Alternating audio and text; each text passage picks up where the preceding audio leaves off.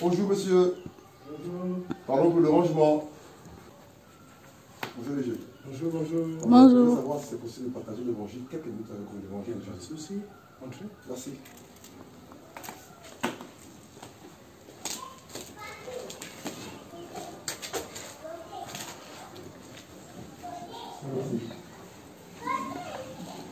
Nous on revient de Monda. Monda, nous sommes basés là-bas, on vit là-bas. Nous sommes là au nombre de 12, par la grâce de Dieu, et nous sommes venus pour l'évangélisation. Donc nous avons ciblé cette contrée-là, ce grand village, hein, l'écran. Nous avons dit bonjour au chef de regroupement. Et puis on est là, sur l'évangile. Donc c'est juste quelques minutes, si ça... Non, ça ne me dérange pas. D'accord. Elle c'est Béatrice. Elle s'appelle Béatrice, elle c'est Alpha. Voilà quoi. C'est elle joue au caméraman pour son témoignage. Voilà. Elle aime bien tout ce qui est médias, télévision. Là. Voilà. Je ne sais pas si vous avez une Bible. Vous avez une Bible. Et vous avez comment maman? Moi, c'est la sœur Sarah. Sarah. Moi, Sarah a une Bible? Non. Et papa? Non. D'accord. Quand je ouvre ma Bible, nous allons lire ça ensemble. La sœur va nous dire quelque chose.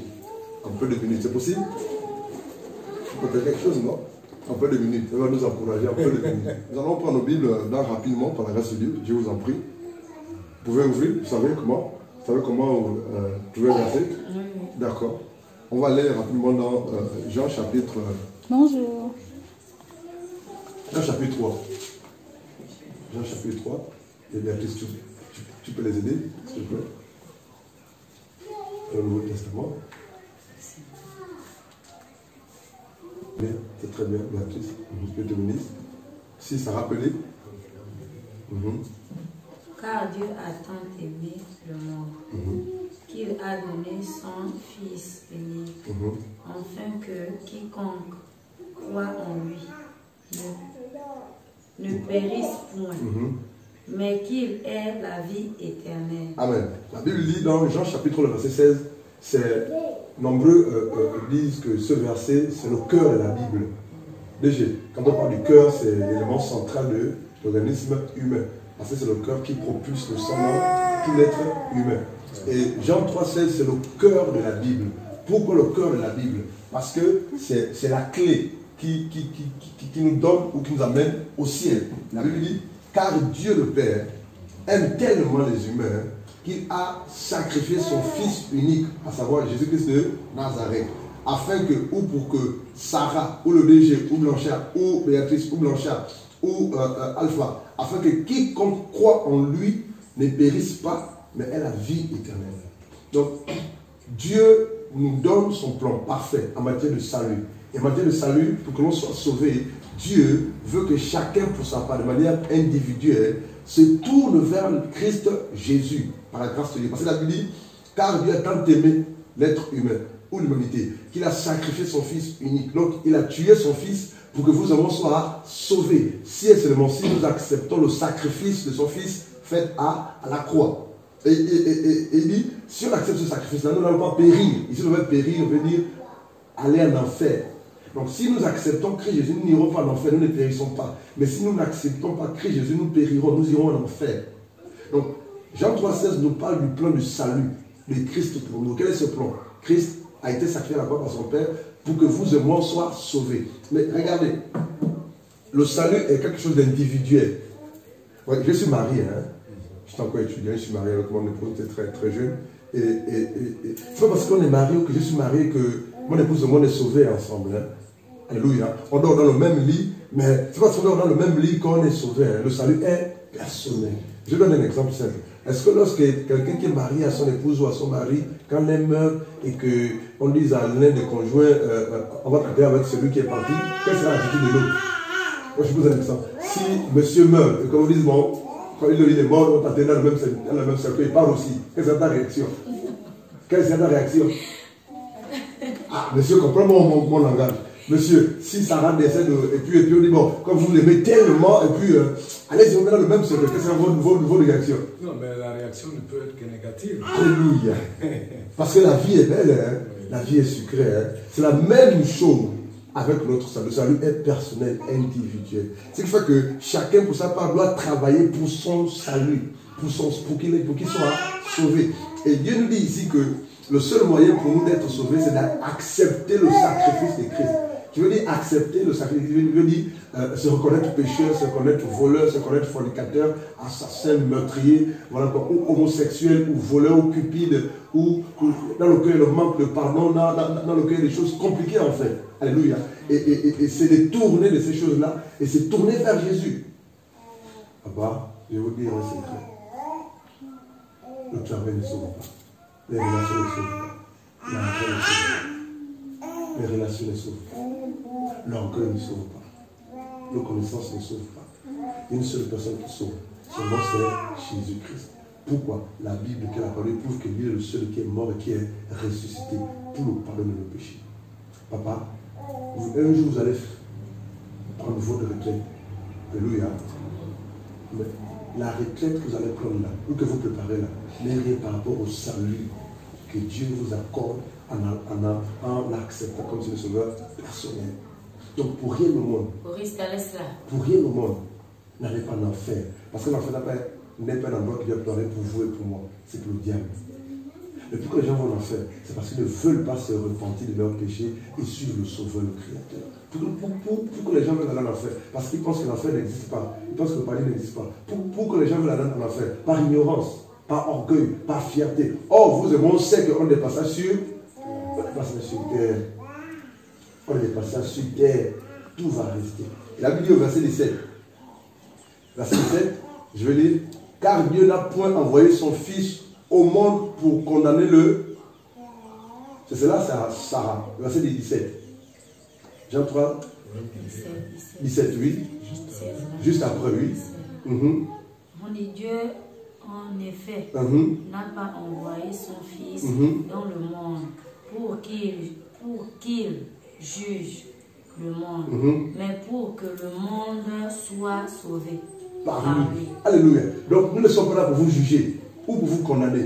Au contraire, on vous dit que Jésus-Christ veut vous sauver. Donc deux choses peuvent se passer. Soit vous acceptez, soit vous refusez. Si vous refusez d'accepter Jésus comme si c'était une sauveur personnelle, ça veut dire que vous acceptez d'aller dans un feu qui s'éteint par l'enfer. Et il dit au verset 18, celui qui croit en lui, donc en Jésus, ne sera point jugé ou condamné. Mais celui qui ne croit point est déjà condamné ou jugé, parce qu'il n'a pas cru au nom du Fils unique de Dieu. C'est verset 18. Verset 19. Or, c'est ici le sujet de la condamnation, que la lumière est venue au monde et que les hommes ont mieux aimé les ténèbres qu'à la lumière, parce que leurs œuvres étaient mauvaises. Pourquoi plusieurs personnes refusent d'accepter Christ Jésus qui est la lumière du monde? Parce que leurs œuvres sont mauvaises. Nombreux pratiquent la sorcellerie, nombreux sont des francs-maçons, des rosicruciens, des satanistes, des occultistes. Ils ont du mal à laisser ces choses-là pour aller vers la lumière. Parce qu'en allant vers Christ Jésus, on doit aller propre et tout à abandonner. J'ai une question à vous poser pour conclure. Si vous mourrez aujourd'hui, ça, à part si vous mourrez aujourd'hui, vous irez où après? En enfer ou au paradis? Vous voulez aller au paradis? Dans ce cas, remplissez les conditions pour y aller. Première condition, c'est reconnaître pécheur. Deuxième condition, avouer ses péchés à Jésus. Troisième condition, abandonner ses péchés. Quatrième condition, suivre Jésus-Christ de Nazareth. Cinquième condition, obéir à la parole de Dieu. Sixième condition, chercher une église où le nom de Jésus est prêché véritablement. Septième condition, passer par les eaux de baptême. Huitième condition, obéir véritablement à la parole de Dieu. Neuvième condition, vraiment être esclave et prisonnier de Jésus-Christ de Nazareth. Dixième condition, vivre pour Jésus seul.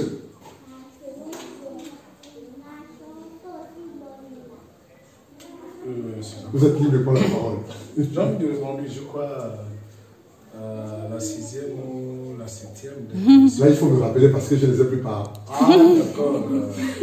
C'est le seul qui conduit en fait. Du choix de l'église. Exactement. Alors, comment choisir? Quels sont les critères de choix d'une église? D'accord. Selon toi, comment je peux... étayer votre... Allez-y jusqu'au bout. Parce qu'à un moment, souvent... on se retrouve dans une église parce qu'on pense que elle remplit un peu les différents critères que vous avez énumérés. Et c'est peut-être 5-6 ans après que vous vous rendez compte qu'il y a vraiment des mots dans cette église-là. Et c'est comme ça qu'on aura comme impression que vous devenez un nomade. Vous changez d'église. Oui. Et là-bas, vous trouverez encore certaines choses qui vont... Comment se maintenir en fait dans une église? Bonne question. Voilà. Parce que moi, selon moi, moi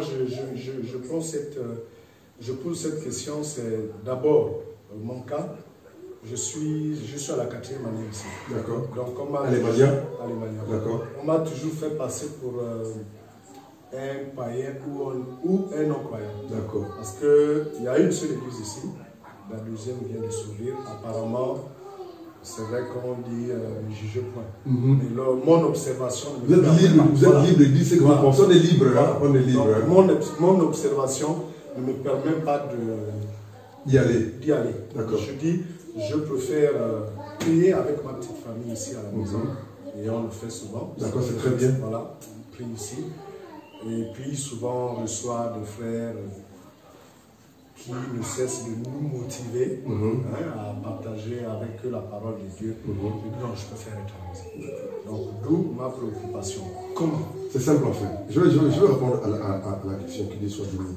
Vous savez, quand Jésus était sur terre, physiquement à l'époque, il disait ceci. C'est dans Luc 14 d'abord. Il disait que celui qui veut me suivre, alléluia, porte sa croix. Se charge, porte sa croix, je paraphrase. Alléluia. Donc avant de penser à aller dans une église, il faut d'abord qu'au préalable, on ait accepté Christ Jésus comme une seule personne, dans son cœur. Alléluia. Par conséquent, si cette acceptation-là est sincère, véritable par la grâce de Dieu, Dieu vous conduira. En fait, ce n'est pas moi de choisir où je dois aller prier. C'est à Dieu de me conduire. Alléluia. Il me séduit, il me touche, je me donne à lui. Seigneur, où veux-tu que j'aille? C'est la paix qu'il faut faire à Dieu. Seigneur, où veux-tu que j'aille persévérer avec les frères qui t'adorent en esprit et en vérité? Parce que la communion fraternelle, les réunions d'église sont importantes et capitales. Alléluia. C'est important. C'est vraiment important. Alléluia. Et Dieu, dans son plan parfait, vous dira, vous répondra. Comment? Je ne sais pas. Je vais vous donner certaines illustrations. Il peut vous parler en songe, allez-y dans telle assemblée. Il peut envoyer des personnes vers vous qui vous prêchent, vous êtes convaincus d'aller prier avec eux.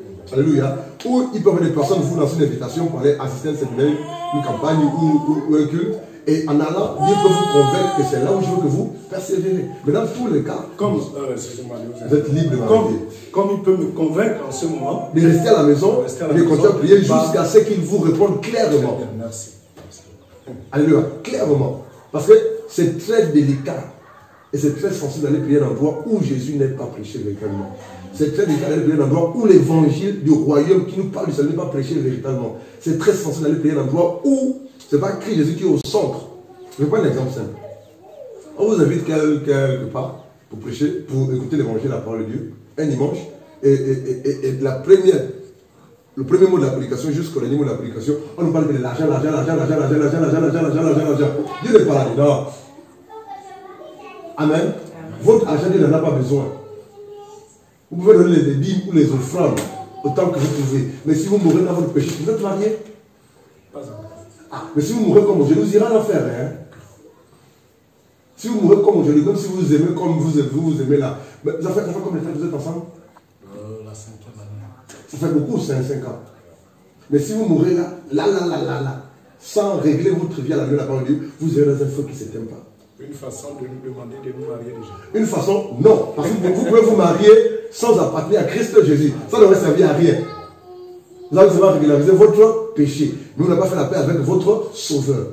Il est mieux d'abord de se donner à Christ Jésus et par après régler ce qu'il y a à régler.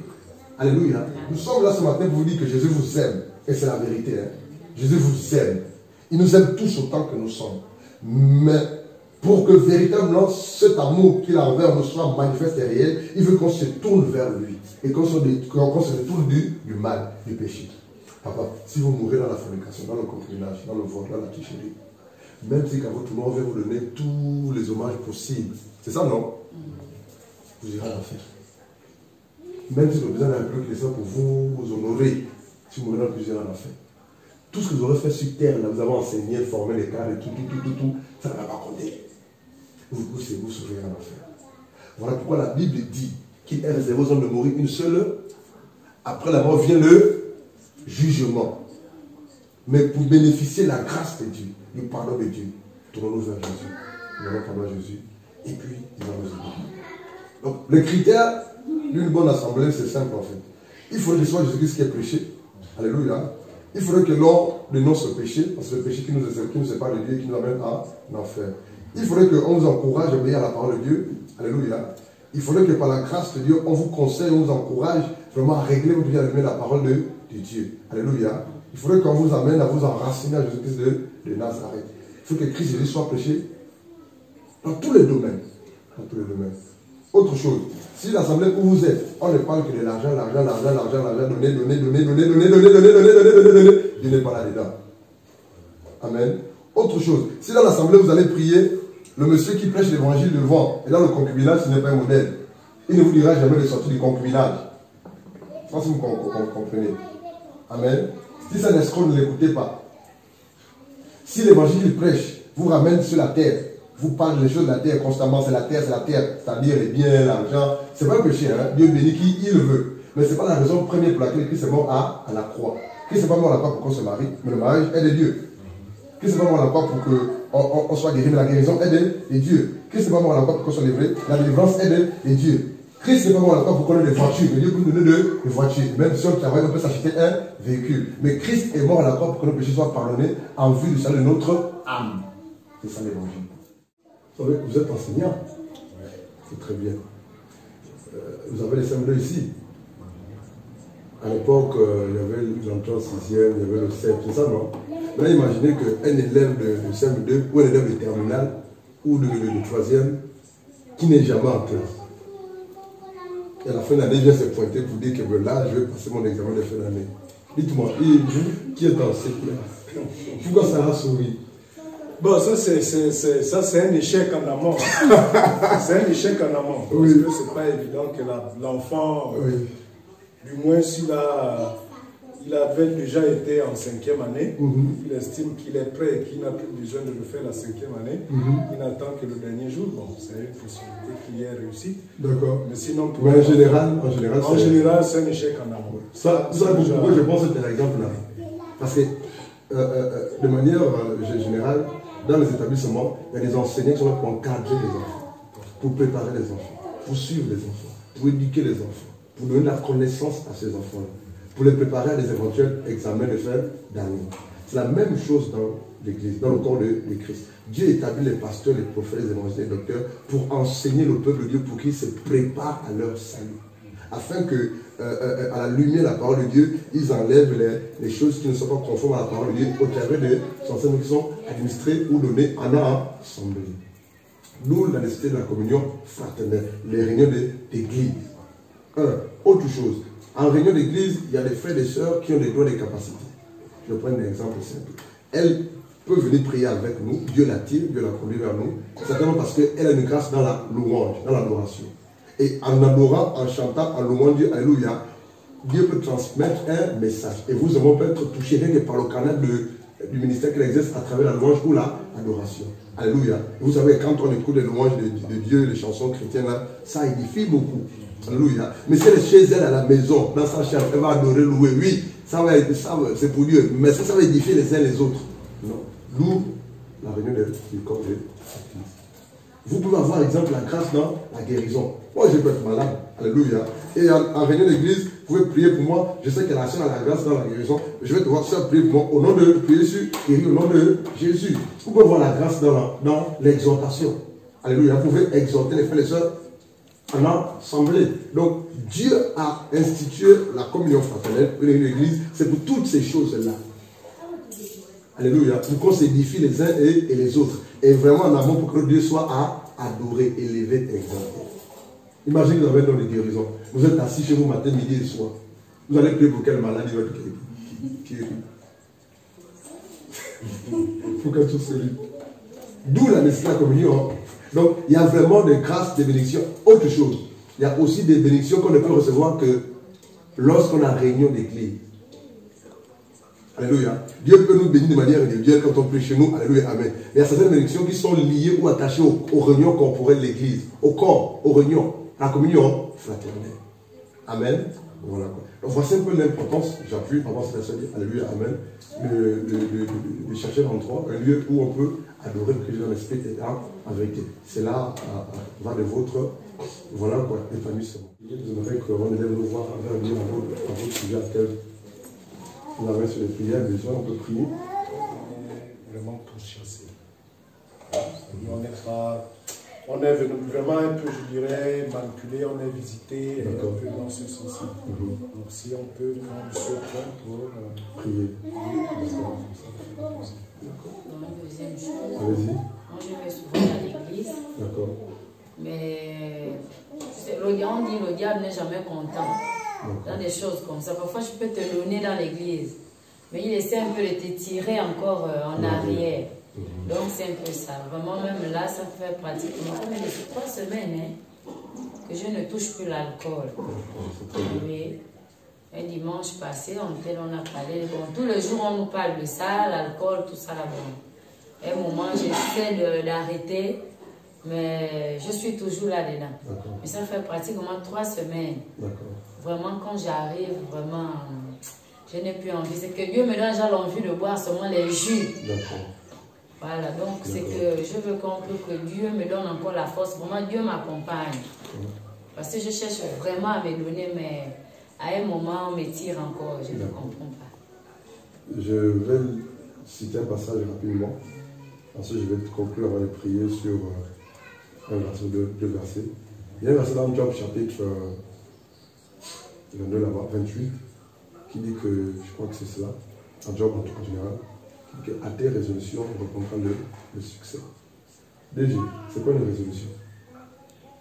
Bon, la résolution, c'est résoudre, résoudre, c'est trouver des solutions. Alléluia. Donc, c'est trouver des solutions, c'est prendre des décisions fermes. Si je prends des résolutions qui consistent à plaire à Dieu, Dieu va résoudre les besoins. Donc, dans le mot résolution, il y a prendre des décisions fermes, irrévocables. Et lorsque je prendrai ces décisions fermes et qui sont irrévocables, Dieu va m'aider à résoudre mes problèmes.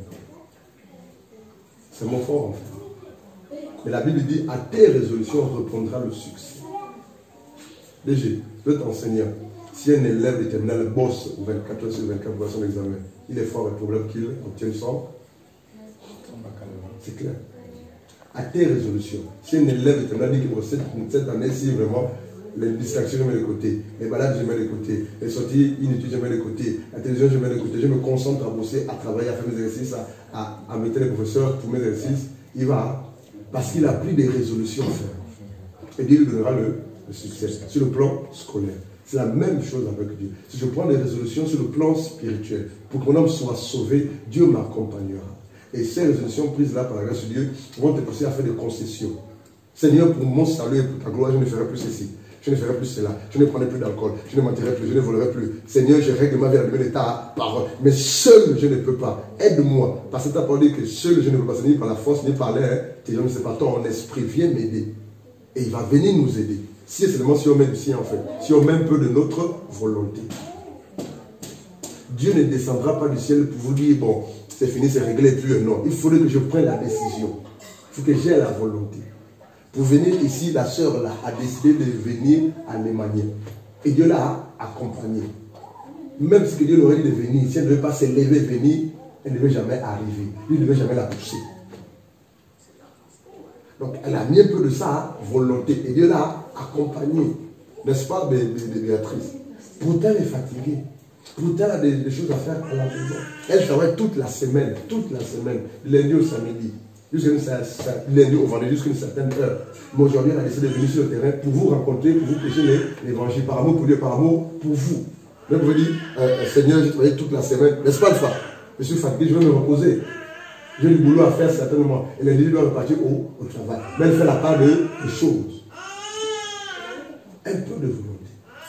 Déjà, qu'il pleuve ou qu'il neige, le matin, c'est que on devait aller au boulot. qu'il pleuve ou qu'il... Parce qu'à la fin, nous avons une récompense. Mais suivre Jésus, obéir à la parole de Dieu, c'est plus que le salaire que vous aurez chaque fin du mois là. C'est la vie éternelle. La vie éternelle veut dire une vie pour toujours au paradis avec Dieu, ou une vie éternelle pour toujours en enfer avec le diable. Où voulez-vous passer votre éternité? À cause du Dieu, vous allez passer à côté. À cause du sexe, vous allez passer à côté. À cause de la haine, vous allez passer à côté. À cause de la vente, vous allez passer à côté. À cause de la cigarette, vous allez passer à côté. À cause du vin, vous allez passer à côté. Est-ce que quand vous êtes né avec une bouteille de verre en main, ou bien de bière en main? Non, on a pris ça sur terre. Il y a des choses qui ne sont pas utiles pour nous sur terre. Donc donnez vos vies à Jésus. Je vous en supplie, pour le salut de votre âme. Si vous le faites, la parole de Dieu, Jésus-Christ vous promet, vous garantit le salut. Si vous ne le faites pas, la parole de Dieu vous garantit aussi l'enfer.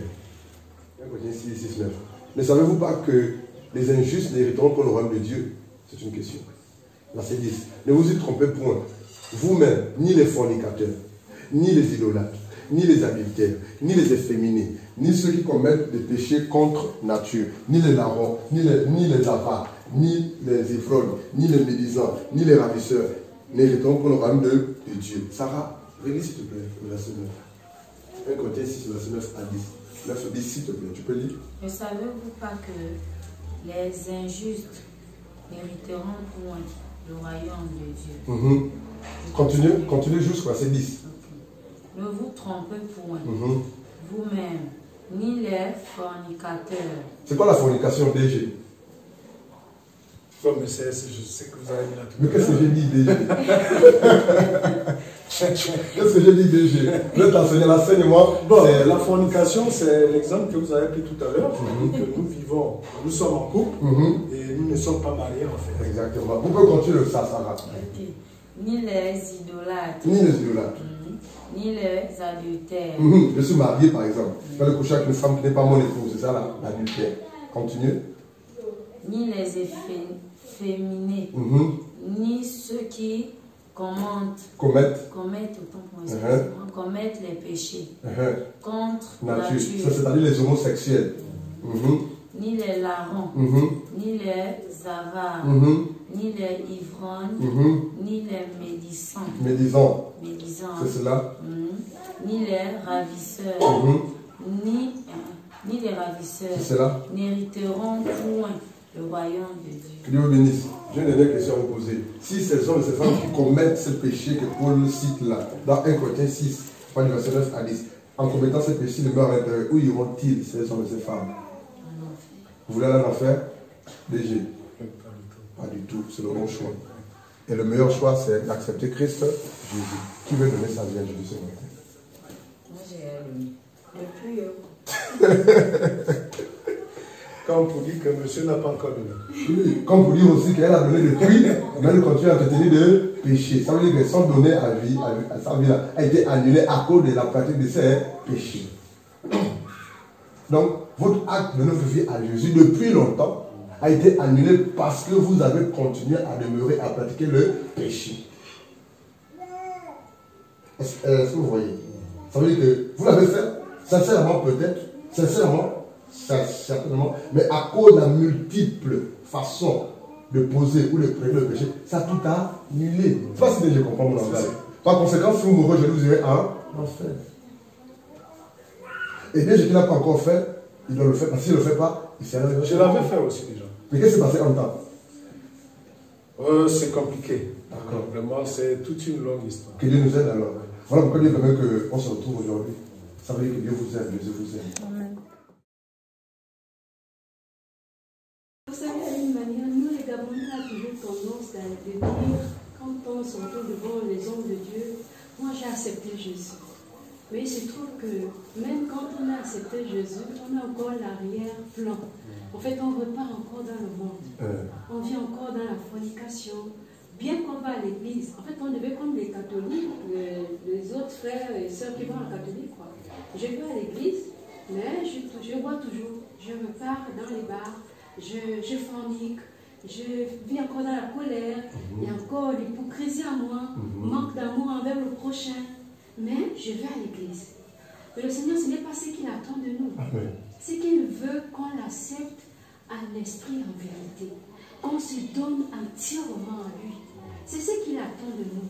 Si Jésus, le Fils de Dieu, si lui, il a quitté le ciel, lui qui avait tout, le ciel, il est venu jusqu'ici à cause de nous, pour donner sa vie à cause de toi et moi. Pourquoi pas ne pas faire autant pour lui? C'est que nous aussi, quand on regarde ce qu'il a eu à prendre, la décision qu'il a eu à prendre, on est capable aussi de dire, bon, si j'ai accepté Jésus comme Seigneur et Sauveur aujourd'hui, j'abandonne tout. C'est-à-dire que je refuse et la boisson, parce que ça ne me donne rien, ça ne me rapporte rien. Je vais boire, je vais aller fumer, mais après de boire, fumer, qu'est-ce que ça va me donner? Ça ne va rien me donner. Je sais pour autant tirer à l'envers, mais je vais prendre un témoignage. Avant que je ne sois chrétienne, je fumais. Ah bon? Tu ne m'as jamais dit, hein? Et là, je fumais, je faisais ça en secret. Moi, en fait, quand je sors, j'attendais seulement que maman et papa partaient dormir, et puis je partais dehors pour fumer. Alors un jour, j'allais toujours à l'église. Et ce jour, on avait pris un jeûne de 1 mois. Et dans le jeûne, je fumais. J'allais à l'église et je fumais. Et puis ce jour, je suis sortie à 23h, j'attendais que maman partait dormir, je suis sortie pour aller fumer. Quand j'arrive, j'ai commencé à fumer, et puis après, j'entends une voix qui me dit, j'étais seule. Derrière la maison, j'ai commencé à fumer, et puis j'entends une voix qui me dit, est-ce que tu sais que si, là où tu es en train de fumer, là, si un homme vient tout de suite te dire que je veux de toi, je veux te marier, tu auras un mauvais parfum dans la bouche et il va te refuser. Je dis quoi? Il me dit oui, c'est vrai. Parce que si toi tu ouvres ta bouche, ce ne serait pas bien. Et ce n'est pas bon de fumer. Aux séances tenantes, j'ai pris la cigarette, j'ai écrasé, j'ai enlevé la cendre, je suis partie jeter. Le jour, en fait, le même jour, j'ai dit Seigneur, aide-moi. Et quand je suis rentrée à la maison, j'ai commencé, j'ai pris ma décision. Et puis j'ai dit Seigneur, je veux seulement te servir. Je ne veux plus faire ce genre de choses. Et jusqu'au jour d'aujourd'hui, plus ce genre de choses dans ma bouche. Plus de cigarettes dans ma bouche. J'ai dit, Seigneur, je te sers. Donc, la vie chrétienne, ce n'est pas dire j'ai accepté Jésus. Mais c'est dire j'ai accepté Jésus avec ses fruits. Dire que j'ai accepté Jésus, mais je ne fais plus la fornication. Je ne fais plus, je ne fume plus, je ne bois plus. Parce que ça là, ça ne contribue pas à l'avancement du royaume de Dieu. Ça ne m'aide pas à servir Dieu. Parce que si je sers Dieu et que je viens encore, je bois encore, c'est que lui dit que, en fait, je pense à m'encourager les autres, chauffer les bancs. Je ne pars pas. En fait, le français terre à terre, parce que ce n'est pas dire que j'ai accepté Jésus. Et moi, si je dis, je me mets devant quelqu'un qui a accepté Jésus, qui me parle d'évangile, je ne peux pas me dire que j'ai accepté Jésus. Non. Parce que j'ai encore de mauvaises choses à moi. Je vais me reprendre en tant que qui? Si j'ai encore, si je fume encore, si je bois. Parce que quand tu vas me présenter la Bible, Dieu ne présente pas l'alcool. Dieu me montre le contraire de la vie. Que non, lui, dans sa vie, il n'y a pas la cigarette, il n'y a pas la boisson. Mais si je lui présente encore que je bois, je fume, je prends encore les maris des hommes, des femmes, des hommes, des frères ou des maris de sœurs mariées, et puis je vis encore dans la fornication, c'est que je ne représente pas Jésus. Je représente le diable. Je pars à l'église, mais je n'ai pas Jésus. Amen. Donc, ce serait mieux pour nous de dire, j'accepte Jésus et j'abandonne tout du monde. Je suis dans le monde, mais je ne suis pas du monde. Donc, tout ce qui est du monde là, je ne dois pas regarder à ça. Mon regard doit plus regarder, fixer sur ça. Mais je dois fixer mon regard sur Jésus, la personne de Jésus. Et je dois regarder la Bible, qu'est-ce que Jésus aime, qu'est-ce qu'il n'aime pas. Il n'aime pas la boisson, je me mets à l'écart. Il n'aime pas les balades inutiles, je me mets à l'écart. Il n'aime pas vraiment le langage qui n'apporte rien, je me mets à l'écart. Les disputes qui n'ont pas de sens, je me mets à l'écart. Et je reflète la personne de Jésus. Donc ce que je fais dans mon langage, mais pas la manière de marcher, de faire, de poser les actes, reflète Jésus. Donc je dois fournir des efforts pour refléter Jésus. Amen. Donc c'est ce que nous devons faire. Qui veut donner sa vie à Jésus, sincèrement, et qui reconnaît que le passé là, c'est passé comme il disait. Maintenant on va partir à nouveau. Alléluia. Parce que j'ai compris la nécessité de le faire. Et c'est capital, c'est primordial, c'est ça. Qui veut donner sa vie à Jésus? On ne peut pas refuser de donner sa vie à Jésus du moment où c'est vrai qu'on a pris un peu beaucoup de lourdeur. Personnellement, je m'y étais engagé. J'ai eu un peu de lourdeur avec beaucoup de faiblesse et autres. Mais sinon, la vie à Jésus, personnellement, je ne peux la refuser. D'accord. C'est juste que on ne s'est pas réengagé encore totalement. Il faut penser à le faire le plus tôt possible. Parce que le jour d'après nous appartient pas. Je te bénis pour cet homme et cette femme. Je te les présente, Père, je te les donne, je te les confie. Pendant longtemps, le diable les a aveuglés. Pendant longtemps, le diable les a aveuglés, Seigneur. Mais ce matin, je prie au nom de Jésus, Seigneur, que leurs yeux s'ouvrent et qu'ils se tournent vers toi, eux, leurs enfants. Père, je t'invite dans leur cœur, dans leur vie, alléluia. Je t'invite dans leur maison, dans leur famille, dans la vie de leurs enfants. Que ta grâce, que ta vie, que ta paix, que ta joie, que ton salut soit leur partage. Je te remercie pour l'esprit de repentance que tu leur communiques. Merci pour l'onction de repentance que tu leur communiques. Merci pour l'onction de repentance, Père. Que la repentance soit leur partage. Que la conversion en toi soit leur partage. Qui se détourne du mal, qui se détourne du mal, qui se détourne de l'alcool, qui se détourne du vin, qui se détourne de la cigarette, qui se détourne de la fornication, qui se détourne de la colère, du manque de pardon, qui se détourne de l'avortement. Et qui demande pardon pour toutes ces choses et les autres choses, Père. Oh, il doit que nous connaissent. Je t'en supplie, ami Dieu. C'est ce soir, Père, je te confie cette maison et le responsable de cette maison. Je te confie cette maison. Viens régner dans cette maison comme maître, Seigneur, et souverain, Seigneur. Alléluia, Seigneur. Que ta lumière luise, Père. Que ta lumière luise, Père. Que ta lumière luise, Père. Que ton feu descende, Père. Que ton onction descende, Père. Que ta vie descende, Père. Que ton esprit descende, Père. Et prends le plein contrôle de leur vie, de cette maison, les coins, les recoins de cette vie, de cette maison, Seigneur, de leurs enfants, Seigneur. Alléluia, Seigneur. Que tout ce qui ne va pas, Seigneur, Père, montre-leur ce que l'ennemi fait dans le secret. Montre-leur ce que l'ennemi fait dans le secret. Montre-leur ce que le diable fait dans le secret. Pour les nuits, en Père, nous amener en enfer, Seigneur. Montre-leur, Seigneur. Alléluia, c'est dit que le diable ne vient que pour égorger, Père. Alléluia, détruire et ruiner. Mais toi, Jésus de Nazareth, tu viens pour la vie et la vie dans l'abondance, Père. Recevez la vie, recevez la vie. Recevez la vie de Dieu. Recevez la vie de Dieu. Recevez la vie de Dieu. Recevez la vie de Dieu. Recevez la vie. Recevez la vie. Recevez la vie. Recevez la vie. Recevez. Jésus de Nazareth. Jésus de Nazareth. Jésus de Nazareth. Jésus de Nazareth. Là où il y avait la mort quitte la vie s'installe. Là où il y avait une possession démoniaque, les démons sont chassés. L'esprit de vie rentre. Là où il y avait, alléluia, les échecs, la vie de Dieu, la vie de Dieu, la vie de Dieu, la vie de Dieu. Seigneur, parle-leur. Seigneur, parle-leur. Touche Sarah. Touche l'Égypte. Touche leurs enfants, Seigneur. Seigneur, que cette maison, cette concession, alléluia, soit environnée de tes anges, de ta nuée, de ton feu.